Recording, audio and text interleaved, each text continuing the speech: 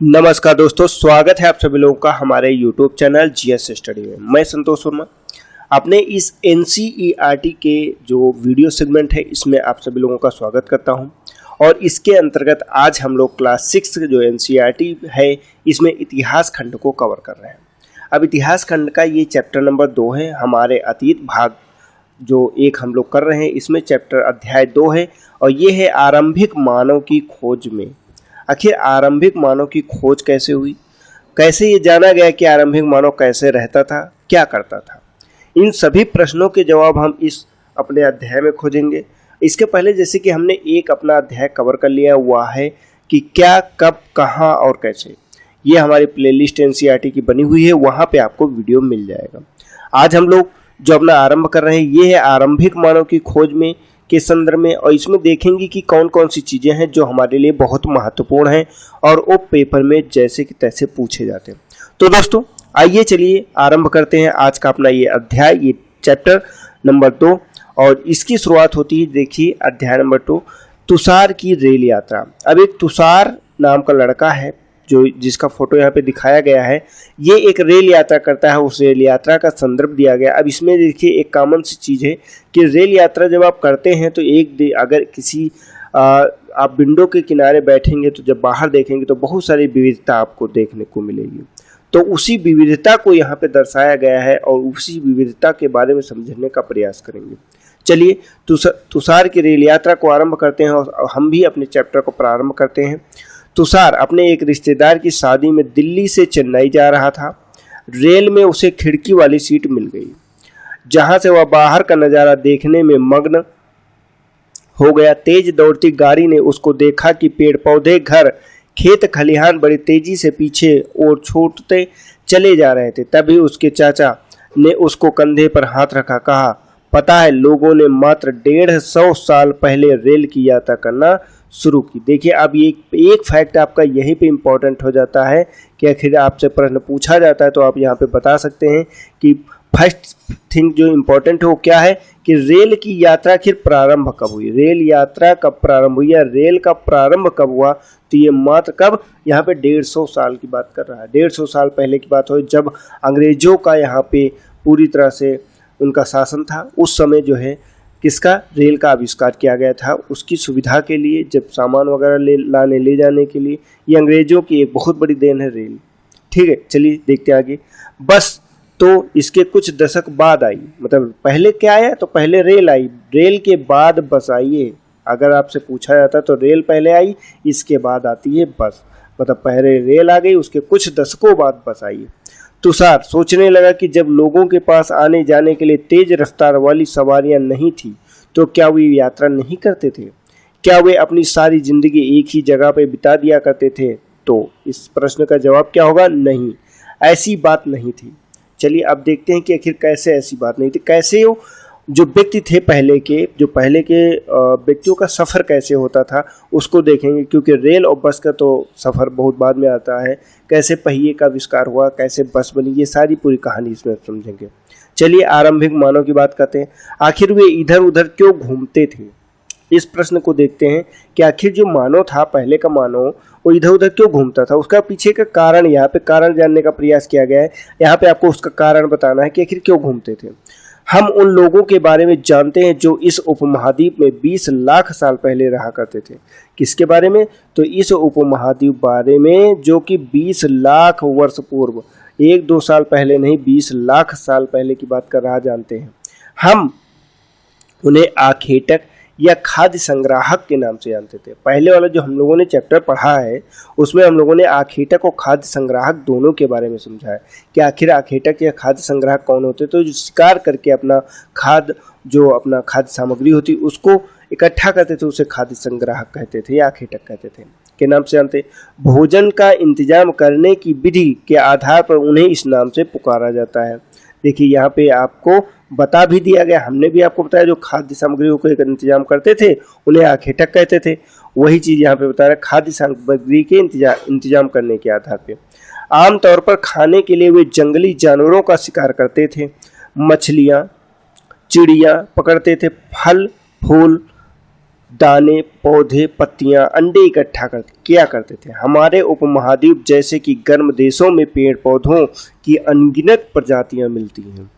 जो हमारा महाद्वीप है इसमें कितनी प्रजातियां, तो अनगिनत प्रजातियां मिलती हैं। हम लोगों ने ज्योग्राफी जो एनसीईआरटी पढ़ी थी उसका जो लास्ट चैप्टर था क्लास 6 का, उसमें हम लोगों ने प्रजातियों के बारे में देखा था। तो कौन से महाद्वीप में किस तापमान में कौन सी प्रजातियां होती हैं वहाँ पे हम लोगों ने समझा था। आप चाहें तो पीछे जाके ज्योग्राफी क्लास 8 का जो ये चैप्टर था उसे देख सकते हैं। इसीलिए पेड़ पौधों से मिलने वाले खाद्य पदार्थ भोजन के अत्यंत महत्वपूर्ण स्रोत होते, लेकिन यह सब कर पाना बिल्कुल आसान नहीं था। कई जानवर हैं जो हमसे ज़्यादा तेज भाग सकते हैं और बहुत से जानवर हमसे ज़्यादा ताकतवर भी होते हैं। जानवरों के शिकार, चिड़िया या मछलियां पकड़ने के लिए बड़ा सतर्क, जागरूक व तेज होना पड़ता है। पेड़ पौधों से खाना जुटाने के लिए यह जानना जरूरी होता है कि कौन सा पेड़ पौधों खाने योग्य हैं, क्योंकि कई तरह के पौधे विषैले भी होते हैं। साथ ही फलों को पकने के समय की जानकारी भी जरूरी, जैसे कि इस समय क्या है, इस समय मैंगो सीजन चल रहा है, इस समय आम आपको मिलेगा बहुतायत रूप में। लेकिन अगर आप इसी समय किसी और फल को खोजेंगे तो क्या मिलेगा, तो भैया वो नहीं मिलेगा। इस समय आम का मौसम है, आम खाइए बढ़िया बिंदास रूप में। ठीक है, चलते हैं, देखते हैं आगे हम लोग देखते हैं ऐसे समुदायों में रहने वाले बच्चों के ज्ञान एवं गुणों का वर्णन करें। क्या तुम में से ऐसे गुण और ज्ञान हैं? देखिए ये क्या कह रहा है, ये आपसे एक थिंक करने की मतलब सोचने की बात कर रहा है। यहाँ पे आपको सोचना है।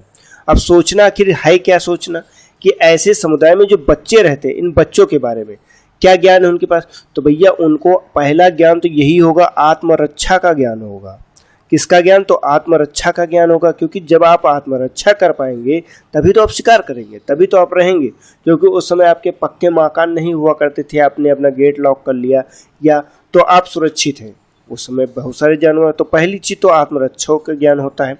इसके बाद किसका ज्ञान होगा, तो इसका शिकार करने का ज्ञान होगा कि आखिर शिकार पे नज़र कैसे बनाए रखनी है और कैसे आप उसका शिकार करेंगे।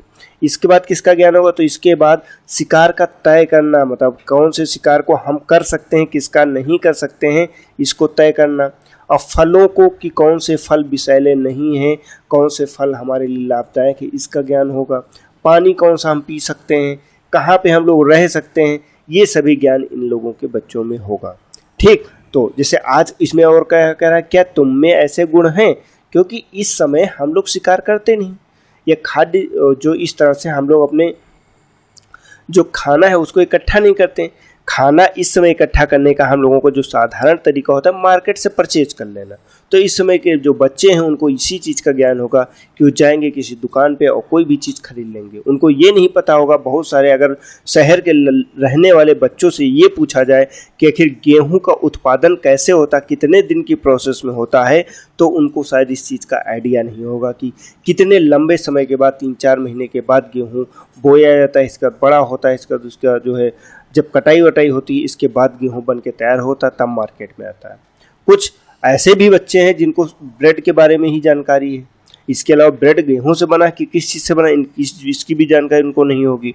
तो ये अलग अलग चीज़ें हैं। तो इस समय का जैसे कि समय है, तो ये सारी चीज़ें उनको जानकारी नहीं होंगी, क्योंकि उस समय के बच्चों को जानकारी होंगी।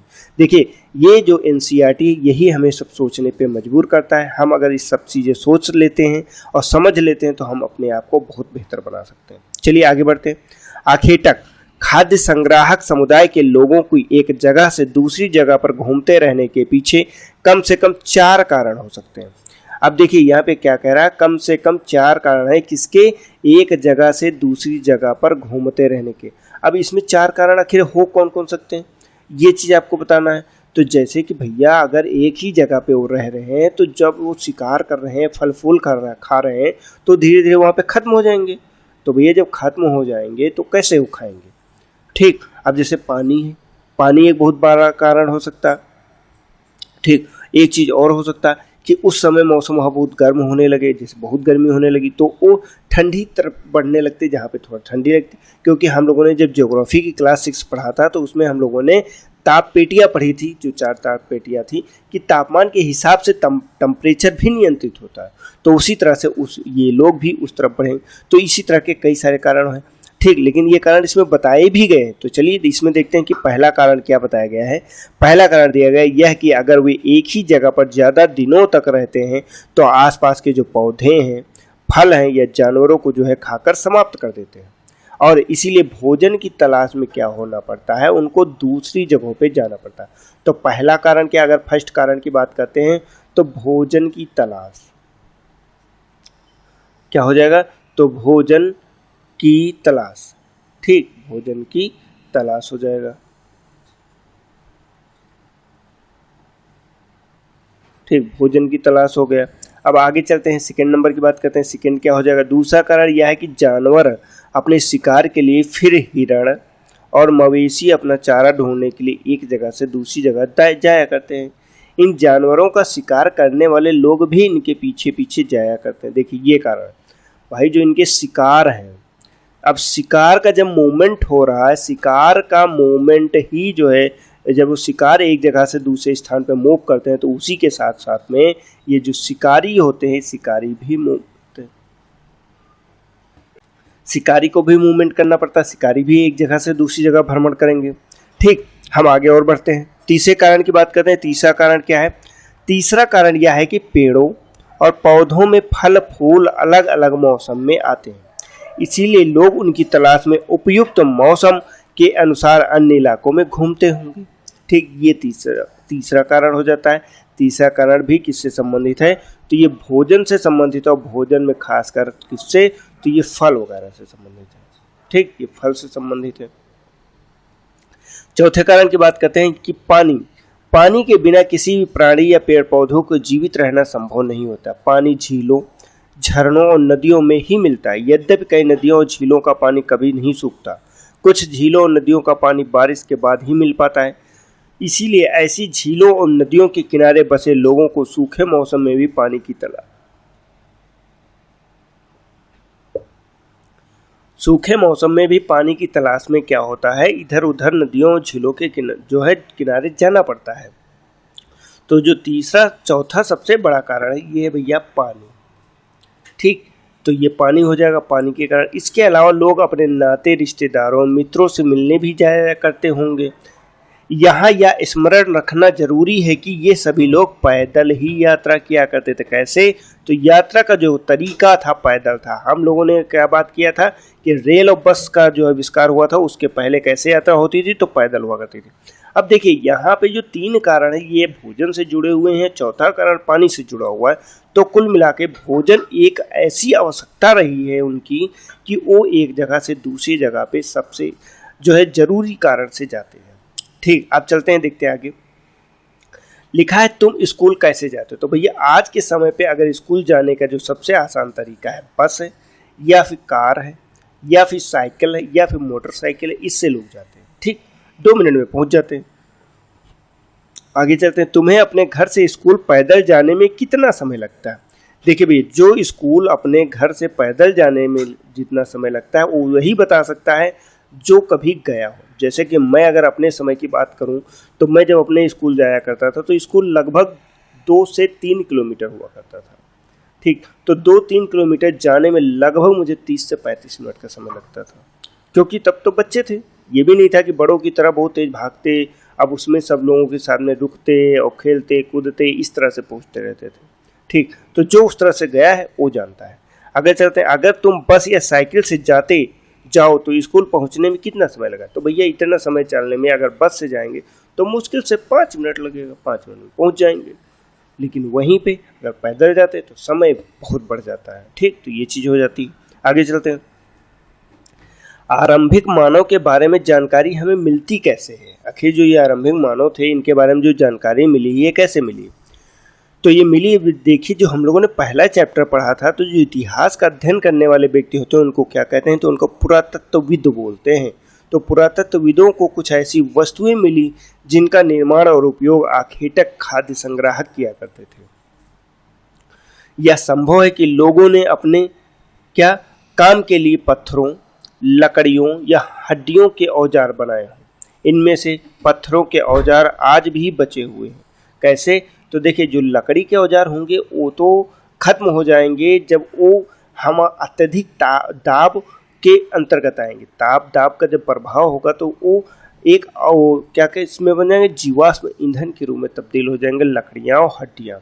लेकिन जो पत्थर होते हैं, पत्थर आपके वैसे के वैसे मिले रह जाते हैं, क्योंकि पत्थरों को कन्वर्ट होने में बहुत हजारों साल का समय लगता है, तब जाके वो नए पत्थर का निर्माण करते हैं, जिनको हम लोग क्या रूपांतरित चट्टान वगैरह पढ़ते हैं। जब ये ज्योग्राफी में हम देखेंगे तो उसमें देखेंगे कि एक चट्टान या एक पत्थर कैसे रूपांतरित होकर ताप दाब प्रभाव के कारण अनेक अन्य पत्थर में बदलता है। तो इसीलिए पत्थर के ही औजार हमें जो है आज भी मिल सकते हैं। जैसे कि यहाँ दिया गया का, खा और ये गा, घा, अंगा, ये देखिए ये सभी औजार दिए गए, अलग अलग तरह के औजार हैं। इनका उपयोग कैसे होता था आप ये एक आइडिया लगा सकते हैं। आइडिया कैसे, जैसे ये देखिए थोड़ा सा नुकीला। अब आज के समय की बात करें तो एकदम नुकीले का तो एकदम नुकीला उस समय नहीं हो सकता, क्योंकि उस समय कोई तराशता तो था नहीं, ना ही मशीनें थी उनके पास कि वो इनको एकदम नुकीला एकदम धारदार बना सकें। ठीक, अब यहाँ पे आगे हम लोग चैप्टर पढ़ेंगे तो इसमें देखेंगे यहाँ पत्थरों के औजारों के कुछ उपयोग बताए गए हैं। ऐसे कामों की एक सूची बनाओ जिनमें इस तरह के औजार काम आते हैं। बताओ इनमें से कौन कौन से काम सामान्य पत्थरों से किए जा सकते हैं। कारण सहित उत्तर दो। अब भैया क्या करना है, तो आपको कारण सहित उत्तर देना है और बताना है कि कौन कौन से औजार से आप कौन कौन से काम कर सकते हैं और कारण भी बताना है। ठीक, अब देखिए जैसे ये एक छोटा सा नुकीला हथियार है। अब इसमें लगभग सभी जो दिए गए हैं, इनको जो बांटा गया, ये नुकीले हैं, ये चौड़े हैं, ये मान लीजिए बैठने के काम आ जाएगा, बैठ सकते हैं, या इसी के ऊपर रखे किसी चीज़ को तोड़ सकते हैं, या बड़ा। अब इसका क्या है, इसका छेद कर सकते हैं, इसको कि जैसे जानवर वगैरह है या फल वगैरह उसको फाड़ने के लिए इनका प्रयोग कर सकते हैं, तोड़ने के लिए इनका प्रयोग कर सकते हैं। ठीक, ये देखिए ये जैसे इनको फेंक के हम फल वगैरह तोड़ सकते हैं, ये चढ़ के तोड़ सकते हैं, ये सभी चीज़ें होती हैं। जैसे यहाँ पे ये देखिए दिखाई दे रहा है यहाँ पे फाड़ते हुए। ठीक, चलते हैं। इनमें से कुछ औजारों का उपयोग फल फूल काटने, हड्डियों मांस को काटने, पेड़ों की छाल या जानवरों की खाल उतारने के लिए किया जाता था। कुछ के साथ हड्डियां या लकड़ियों के मुट्ठे लगाकर भाले जैसे बाण हथियार बनाए जाते थे। देखिए भैया वही चीज़ है। अब जैसे इसको क्या है, इसमें जैसे कि पीछे आगे लगा दिया जाए, बांध दिया जाए, तो ये भाले का निर्माण कर लेगा। ठीक, कुछ औजारों से लकड़ियां काटी जाती थी। लकड़ियों का उपयोग ईंधन के साथ साथ झोपड़ियाँ और औजार बनाने में भी किया जाता था। ठीक, ये यहाँ पे दिया है कि ये जो सारे हम लोगों के ने औजार देखे, इन औजारों का उपयोग क्या है, ये यहाँ पे दिखाया गया। ये देखिए यहाँ पे दिखाया भी जा रहा है पिक्चर में कि इस हथियार से इसकी छाल उतारने का काम किया जा रहा है। ठीक, यहाँ पे जो आगे चलते पत्थर से बने औजार, ये पत्थरों से बने प्राचीनतम औजार हैं। का नंबर पे क्या है, प्राचीनतम औजार। इन्हें कई हजार साल पहले बाद बनाया गया। देखिए क्या है, सबसे पहले जो हथियार बने हैं वो ये बने हैं, ये फर्स्ट नंबर पे आए हैं।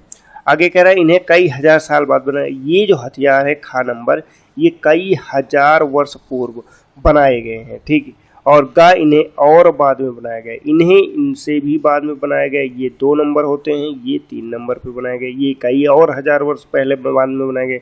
इसके बाद इनको बनाया गया, लास्ट में बनाया गया इनको। ठीक, और ये गुटिका प्राकृतिक पत्थर है, ये लगभग 10,000 साल पहले बनाया गया। ठीक, तो इनको कब बनाया गया, तो ये 10,000 साल पहले बनाया गया है। आगे चलते हैं।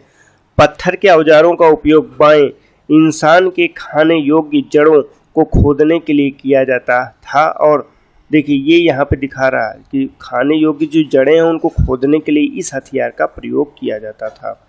दाएं जानवरों की खाल से बने वस्त्रों को सिलने के लिए इस औजार का प्रयोग किया जाता है। इससे क्या होता है, जो नुकीला पार्ट है इस खाल में छेद कर दिया जाता है। देखिए छेद कर दिया गया, इसके बाद इसमें जो है डालकर बांध दिया जाता था इसको।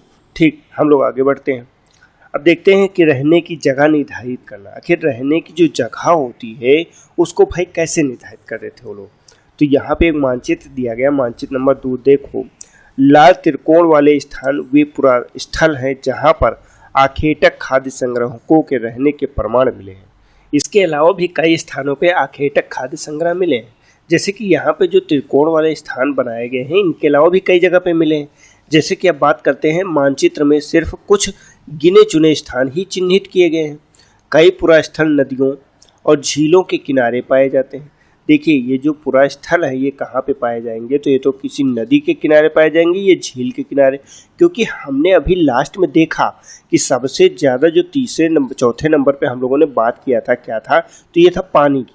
तो अगर पानी नहीं होगा तो पानी के बिना कैसे इंसान रहेगा, तो इसीलिए सबसे ज़्यादा जो पानी है तो पानी के आसपास की ही एरिया में ये रहते। देखिए जैसे यहाँ पे दिखाया गया मेहरगढ़, यहाँ पे बुर्ज होम यहाँ पे पाया गया है, भीमबेटका देखिए यहाँ पे नर्मदा नदी के ऊपर पाया जा रहा है, कलडिहुआ यहाँ पे पाया गया है।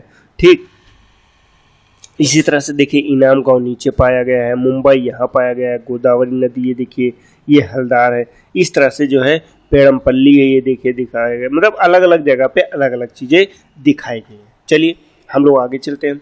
देखिए आगे क्या दिखाया गया है, चूंकि पत्थर के उपकरण बहुत महत्वपूर्ण थे इसलिए लोग ऐसी जगह ढूंढते थे जहां अच्छे पत्थर मिल सके, मतलब जो पहाड़ी एरिया होते थे उसी के आसपास रहते थे, क्योंकि पत्थर उनके लिए बहुत ज़रूरी थे। जहां लोग पत्थरों से औजार बनाते थे उन स्थलों और उद्योग स्थल कहते थे, मतलब जो पत्थरों से औजार बनाए थे उनको क्या बोला जाता था, तो उनको बोला जाता था उद्योग स्थल।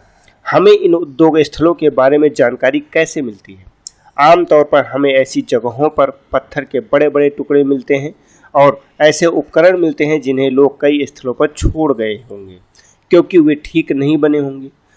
साथ ही औजार बनाने के बाद पत्थरों को टूटे फूटे टुकड़े भी इन स्थानों पर मिलते हैं। कभी कभी लोग इन स्थलों पर कुछ ज़्यादा समय तक रहा करते थे। ऐसे स्थलों को आवासीय और उद्योग स्थल कहते थे। ठीक, अब देखिए यहाँ पे क्या दिखा रहा है, तो ये देखिए यहाँ पे दिखा रहा है भीमबेटका आधुनिक मध्य प्रदेश में स्थित है और ये आवासीय पुरास्थल उन्हें कहते हैं जहाँ पे लोग रहा करते थे। इनमें गुफाओं और कंदराओं जैसे स्थल होते थे जिन्हें यहाँ दर्शाया गया है। लोग इन गुफाओं में इसलिए रहते थे क्योंकि यहाँ उन्हें बारिश, धूप, हवाओं से राहत मिलती थी।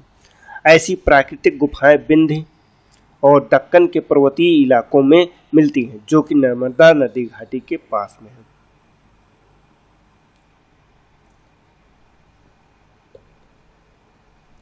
ठीक है, अब देखिए क्या आगे कह रहा, क्या तुम बता सकते हो कि रहने के लिए लोगों ने यह जगह क्यों चुनी होगी। अब क्यों चुनी होगी इसके कारण देखिए यहाँ पे दिखाए गए हैं। क्या कारण है, तो ये कारण है कि यहाँ पे पत्थर भी मिल रहे हैं, गुफा भी मिल गई, प्राकृतिक गुफा है, मेहनत भी नहीं करनी पड़ी और हर चीज़ से इनकी सुरक्षा भी हो रही है। ठीक, आगे चलते हैं। आगे, अगर तुम्हें अपने निवास स्थान के बारे में बताना पड़े तो तुम इनमें से कौन सा नाम चुनोगे। पहला आवास है, दूसरा उद्योग स्थल है, तीसरा आवास एवं उद्योग स्थल है और चौथा क्या है, अन्य है। ठीक, तो भैया क्या है आपका, तो भैया हमारा तो क्या है, आवास है। आगे बढ़ते हैं। पुरा स्थल, पुरा स्थल उस स्थान को कहते हैं जहां औजार, बर्तन और इमारतें जैसी वस्तुएं अवशेष मिलते हैं। ऐसी वस्तुओं का निर्माण लोगों ने अपने काम के लिए किया था और बाद में वे उन्हें वहीं छोड़ गए थे। ये जमीन के ऊपर अंदर, कभी कभी समुद्र और नदी के तल पर भी पाए जाते हैं। इन पुरा स्थलों के बारे में आपको अगले अध्याय में बताया जाएगा। जो ये पुरा स्थल है इनके बारे में कब बताया जाएगा, तो इनके बारे में अगले अध्याय में हम लोग देखेंगे, जो तीसरा अध्याय है। हम आगे बढ़ते हो, देखते हैं कि पाषाण औजारों का निर्माण। आखिर इसमें क्या बताया जा रहा है, तो इसमें बताया जा रहा है जो पाषाण काल होते थे या जो पत्थरों के औजार होते थे उनका निर्माण आखिर कैसे किया जाता था, तो वो प्रक्रिया को यहाँ पे दर्शाया गया है। प्रक्रिया को बताया गया है कि कौन कौन से तरीके थे। चलिए, पाषाण उपकरणों को प्रायः दो तरीकों से बनाया जाता था। पहला क्या तरीका है, यहाँ पे खुद बताया गया। पहला तरीका है पत्थर से पत्थर का टकराना।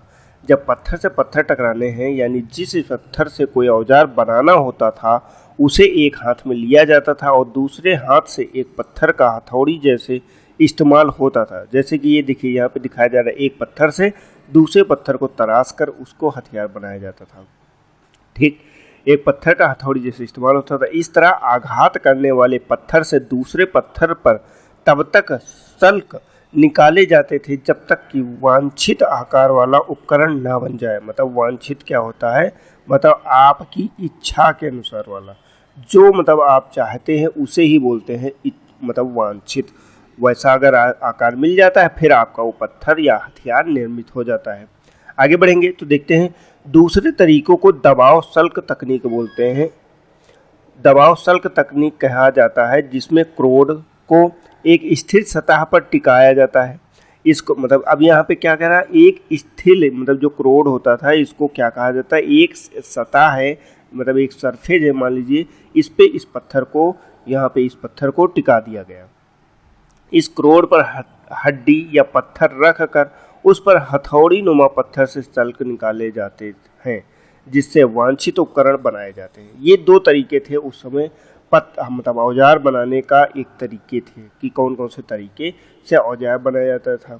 ठीक, अभी ये यहाँ पे हम लोगों ने देख लिया, जैसे कि यहाँ पे दिखाया गया फिगर में मैंने दिखाया उपकरण कैसे बना जाते थे। इसके लिए अपनाई गई दो तकनीकों में से एक यहाँ दर्शाई गई है। बताओ यह कौन सी तकनीक है? तो ये भैया पहली है जो पत्थर से पत्थर टकराया जा रहा है लेकिन हाथ में लेकर।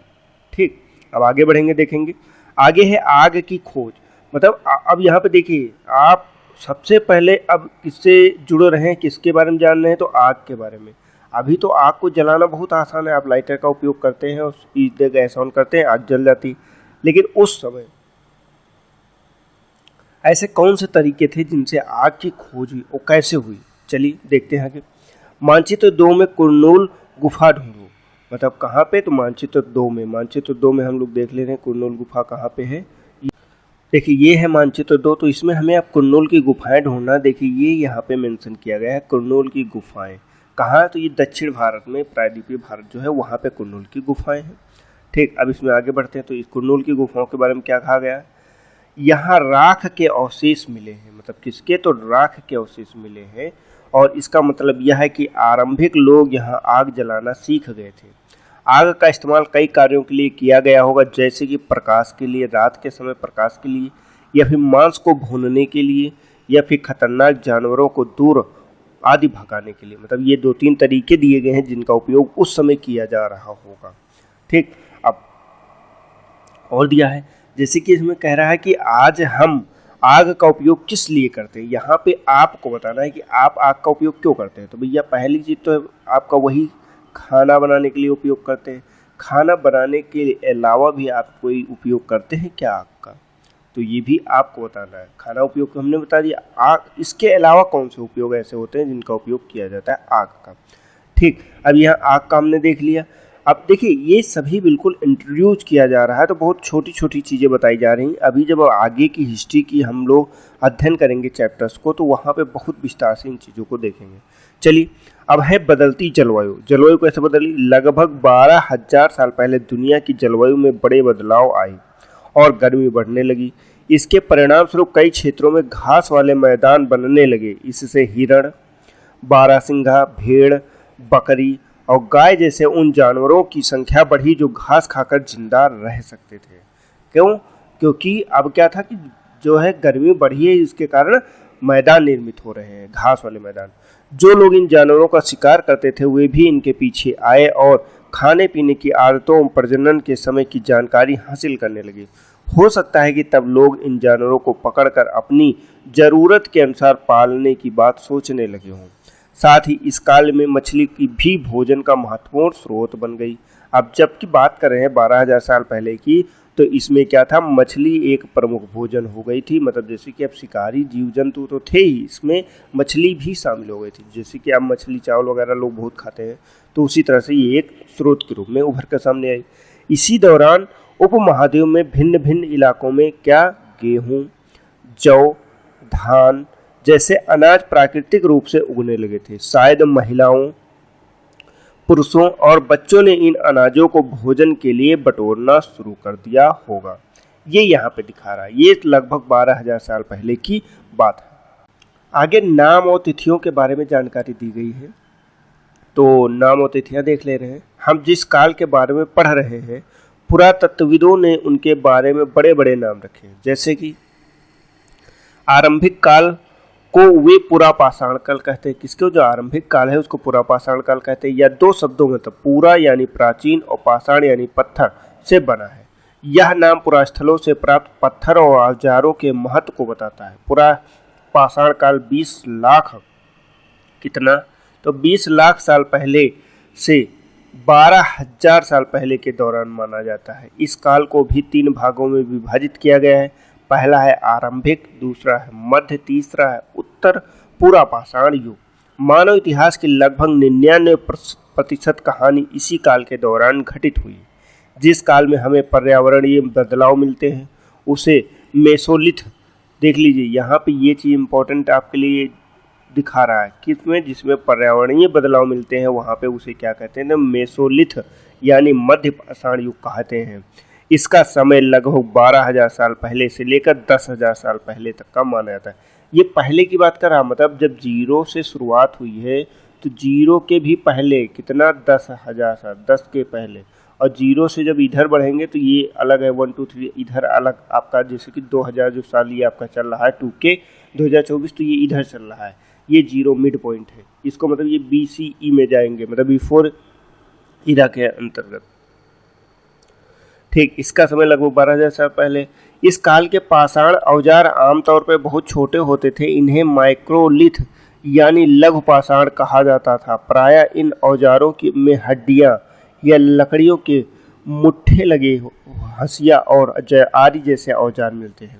साथ साथ पूरा पाषाण युग वाले औजार भी इस दौरान बनाए जाते थे। यहाँ पे दिखा रहा, पृष्ठ 13 पर बने चित्र देखें, इस दौरान बनाए गए औजारों, तुम्हें कोई बदलाव दिखाई देता है क्या? अगले युग की शुरुआत लगभग 10,000 साल पहले से होती है, इसे नवपाषाण युग कहा जाता है। अगले अध्याय में तुम नवपाषाण युग के बारे में पढ़ोगे। नवपाषाण का क्या मतलब होगा? तो भैया नवपाषाण का मतलब हुआ नया पाषाण का, मतलब जो नया साल आता है 10,000 साल पहले, उसमें सबसे नवीनतम जो होता है वो नवपाषाण काल होता है। हमने कुछ स्थानों के नाम दिए हैं, अगले अध्याय में तुम्हें ऐसे अनेक नाम मिलेंगे। अक्सर हम पुराने स्थानों के लिए उन नामों का प्रयोग करते हैं जो आज प्रचलित हैं, क्योंकि हमें ज्ञात नहीं है कि उस काल में इनके लिए क्या नाम रहे होंगे। तो हमने अपने आप से इनके नाम दे दिए हैं, तो ये नाम हमें याद भी रखने हैं। ठीक है, देखिए आगे क्या है। साथ ही वे यह भी सीखने लगे होंगे कि, देखिए अब यहाँ पे हमने ये बॉक्स वाली चीज़ पढ़ी थी, लेकिन यहाँ पे बटोरना शुरू कर दिया कि आगे अब स्टार्ट हो रहा है, इसके आगे हमें पढ़ना है।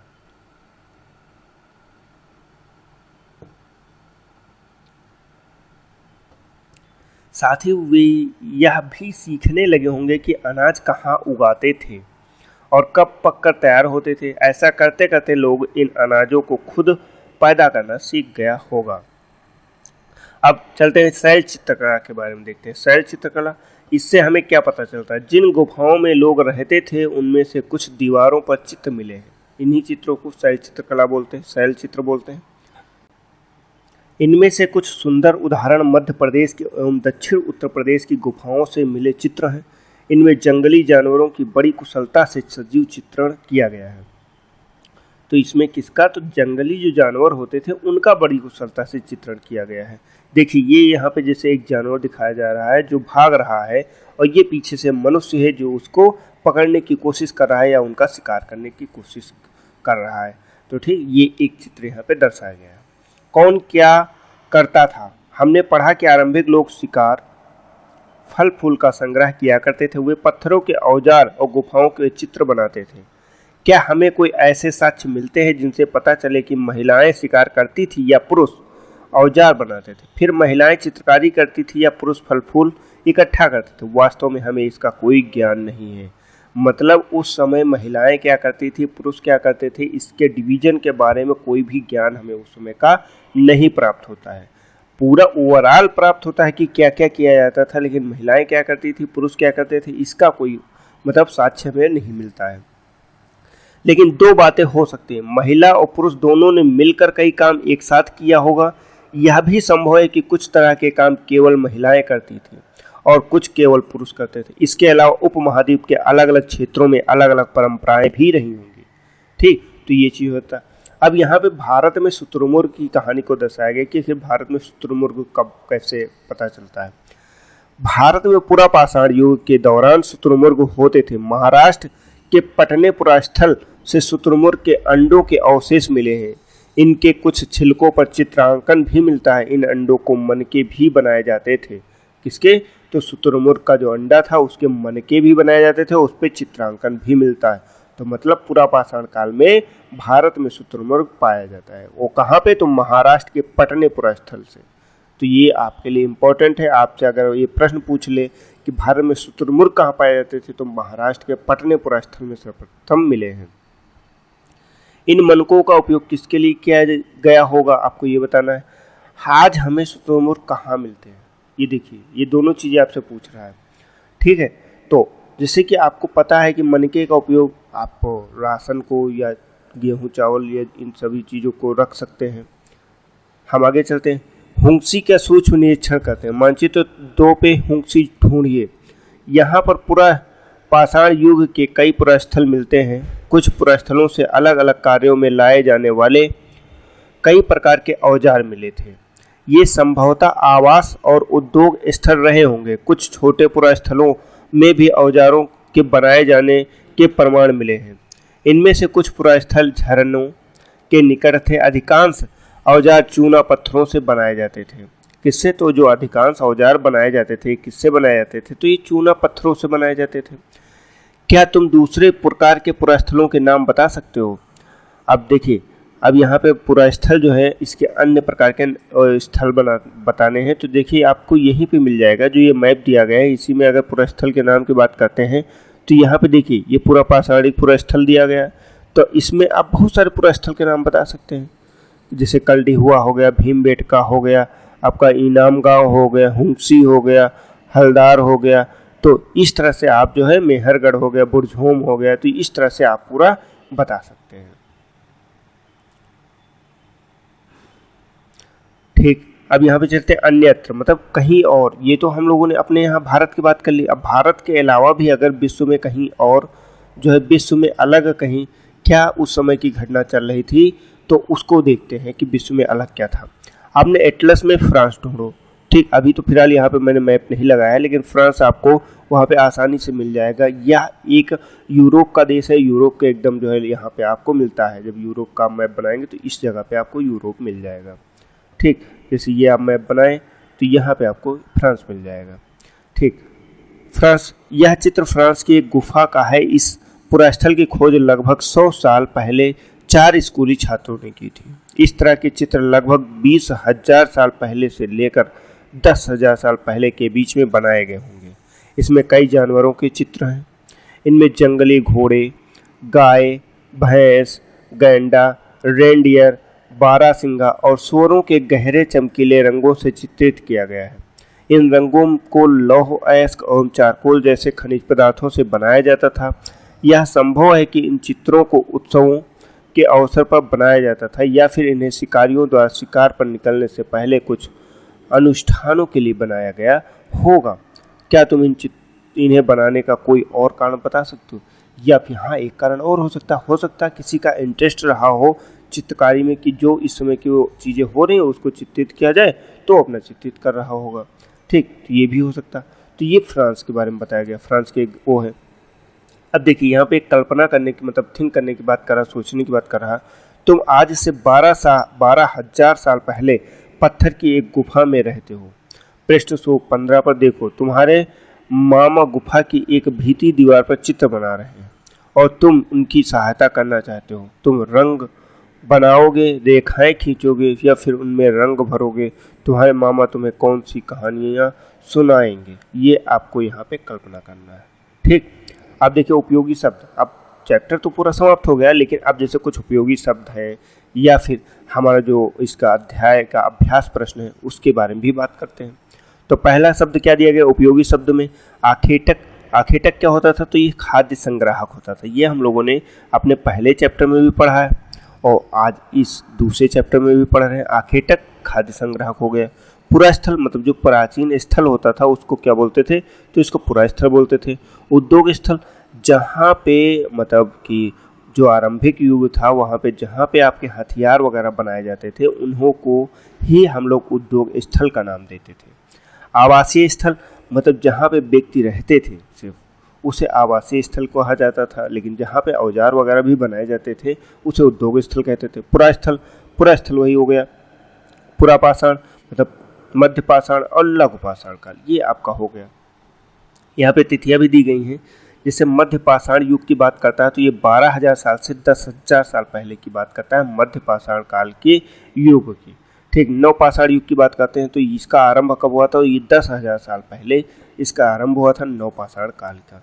ठीक, अब हम चलते हैं और देखते हैं कि अपना इस चैप्टर के जो अभ्यास प्रश्न इन वाक्यों को पूरा। आखेटक खाद्य संग्राहक गुफाओं में इसलिए रहते थे क्योंकि उन्हें बिजली या फिर जो पानी है उस समय जैसे मौसम परिवर्तित होता था, आंधी तूफान हवा, इन सबसे इनकी सुरक्षा हो जाती थी। ये जानवर जो हिंसक जानवर थे उनसे इनकी रक्षा हो जाती थी, इसलिए वो उसमें गुफाओं में रहते थे। घास वाले मैदानों का विकास कितने साल पहले हुआ? तो 10,000 साल के पहले। जब मौसम का परिवर्तन होता है, यहाँ पे जैसे हम लोग जाएंगे, हम यहाँ पे आपको बता दे रहे हैं जलवायु परिवर्तन दिया गया। ये देखिए 12,000 साल पहले जो है इनका विकास हुआ। तो यहाँ पे आप कितना कह देंगे? तो 12,000 साल पहले विकास हुआ। अब घास वाले मैदानों का विकास हुआ। आरंभिक लोगों ने गुफाओं की पटचित्र बनाए। अब चित्र बनाए हैं तो आप देख सकते हैं कि कैसे चित्र बनाए हैं, तो वो हमने देखा। आरंभिक लोगों ने गुफाओं की चित्र बनाए। हुंगसी में से औजार बनाए जाते थे। अब ये आपसे पूछ रहा किसमें? तो हुंगसी में। अब हुंगसी के बारे में हम लोगों ने अभी पढ़ा, आपने देखा। ये देखिए हुंगसी, यहाँ पूरा पाषाण के कई पुरास्थल मिले हैं। कुछ अलग अलग कार्यों के लिए प्रयोग किए जाते हैं। यहाँ पे कई प्रकार के औजार बनाए थे। ये संभवतः आवास एवं उद्योग स्थल रहे होंगे। अधिकांश औजार किससे? तो अधिकांश औजार भैया चूना पत्थरों से बनाए जाते थे। ये चीज़ आपको याद रखना, हुंगसी में चूना पत्थर से अधिकांश औजार बनाए जाते थे। अब आगे देखते हैं अगला 2 नंबर प्रश्न क्या है। उपमहाद्वीप में आधुनिक राजनीति मानचित्र को प्रश्न नंबर 136 पर देखें। उपमहाद्वीप के आधुनिक राजनीति मानचित्र के प्रश्न नंबर 136 पर देखें। उन राज्यों को ढूंढें जहां भीमबेटका, हुंगसी, कुरनूल स्थित है। क्या तुषार रेल इन जगहों से होकर जाएगी? तो इसके लिए देखिए अलग से एक जो है हमें मैप यहाँ पे लगाना पड़ेगा, उसी में हम लोग इन चीज़ों को देख सकते हैं। लेकिन आप प्रश्न नंबर इसी बुक का प्रश्न नंबर 136 पे जाएंगे तो वहाँ पे इन सभी चीज़ों को देख सकते हैं, उनकी चर्चा कर सकते हैं। तो आप उसको जरूर एक बार देख लीजिएगा। ठीक, अब आओ चर्चा करें में क्या है। आखेटक खाद्य संग्राहक एक स्थान से दूसरे स्थान पर क्यों घूमते रहते थे? उनकी यात्रा और आज की हमारी यात्रा के कारणों में क्या समानताएं हैं, क्या भिन्नताएं हैं? भैया उस समय हम लोगों ने जैसे बात किया था, खाने के लिए मुख्यतः या पानी के लिए मुख्यतः या अपने आप को बचाने के लिए मुख्यतः घूमते थे। लेकिन आज क्या है, आज काम के सिलसिले में हम लोग जाते हैं एक स्थान से दूसरे स्थान पे। 4 नंबर क्या प्रश्न है। आज तुम फल काटने के लिए कौन से औजार चुनोगे? आज तो सीधे चाकू का प्रयोग किया था। वह औजार किस चीज़ से बना होगा? ये स्टेनलेस स्टील से बना होगा। आखेटक खाद्य संग्राहक आग का उपयोग किन किन चीज़ों के लिए करते थे? अब देखिए क्या करा, आखेटक जो है खाद्य संग्राहक जिनको बोलते हैं, आग का उपयोग किन किन चीज़ों को में करते हैं? तो भैया ये प्रकाश के लिए करते थे। हम लोगों ने पढ़ा इसमें, यहाँ पे अभी हम आपको दिखा दे रहे हैं कहाँ पे हम लोगों ने पढ़ा था आग का उपयोग। हाँ ये देखिए, प्रकाश के लिए था, मांस के लिए था, भुनने के लिए था, और खतरनाक जानवरों को दूर आदि भगाने के लिए था। तो इसके लिए जो है आग का प्रयोग किया जाता था। हम आगे देखते हैं तो किन चीज़ों के लिए करते हैं। क्या तुम आज आग का उपयोग इनमें से किसी चीज़ के लिए करोगे? तो भैया बिल्कुल खाना बनाने के लिए किया था, वो खाना को भुनने के लिए किया जाता है। आओ करके सीखें। देखिए ये चीज़ें हैं करके सीखने के लिए, तो इसको आपको अपने आप करना है और अपने आप को डन करना है। ठीक, ये चीज़ आप कर सकते हैं। तो हम लोगों ने इस चैप्टर को पूरा कंप्लीट कर लिया है। हम लोग नेक्स्ट जो हमारा इसका चैप्टर नंबर 3 होगा, अध्याय नंबर 3 होगा, तो वो हम लोग लेके उपस्थित होंगे जल्द ही। और तो दोस्तों आज की इस वीडियो में इतना ही मिलता है। आपने अगर अभी तक हमारे चैनल को सब्सक्राइब नहीं किया तो हमारे चैनल को सब्सक्राइब कर लीजिए, वीडियो को लाइक कीजिए और अधिक से अधिक शेयर कीजिए। हम लोग मिलते हैं अपने नेक्स्ट वीडियो, तब तक के लिए जय हिंद, जय भारत। आपका दिन शुभ हो।